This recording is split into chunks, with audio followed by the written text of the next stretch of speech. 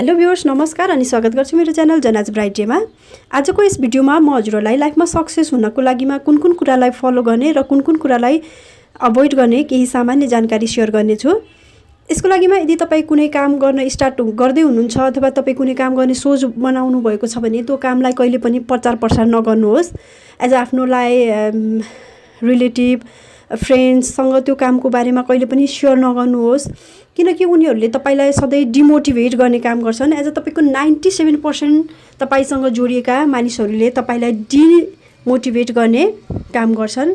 जस्तै तिमी यो काम नगर सक्सेस हुँदैनौ, तिमी यो काम गर्न सक्दैनौ, यो कामबाट तिमी सफल हुँदैनौ, तिमीलाई योबाट सोचे जस्तो बेनिफिट हुँदैन, लाइक त्यो टाइपको हुन्छ नि, एउटा डिमोटिभेट गर्ने काम गर्छन्।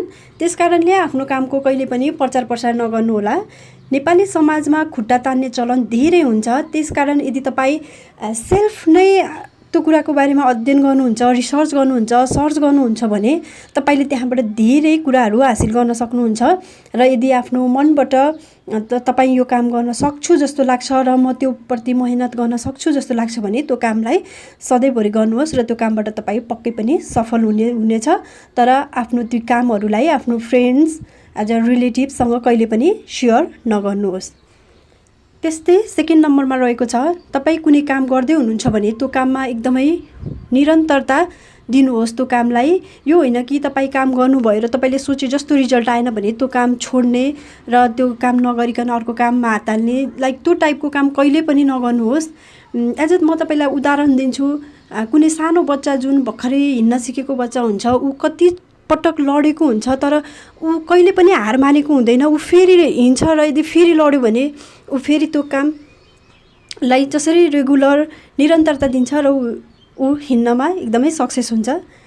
तपाईहरु पनि यसरी नै कुनै पनि कामलाई निरन्तरता दिनुहोस्। त्यसै थर्ड नम्बरमा रहेको छ, तपाई कुनै पनि काम गर्दै हुनुहुन्छ भने नेगेटिभ सोचलाई आफ्नो माइन्डमा ल्याउने काम नगर्नुहोस्। अथवा हुन्छ नि, तपाई म यो काम त स्टार्ट त गरे, अब म योबाट सफल हुँदिन, सक्सेस हुँदिन, लाइक त्यो टाइपको सोचाइ कहिले पनि आफूमा हाबी हुन नदिनुहोस्।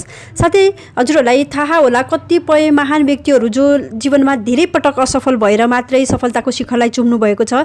एज उहाँहरूको लाइफ स्टोरी हुन्छ जुन त्यसलाई रिड गर्नुहोस्, मोटिभेसनल भिडियोहरू हेर्नुहोस्, जसले तपाईलाई एकदमै पोजिटिभ भाइब्रेट दिन्छ र तपाईँ आफ्नो काममा सफल हुनुहुनेछ।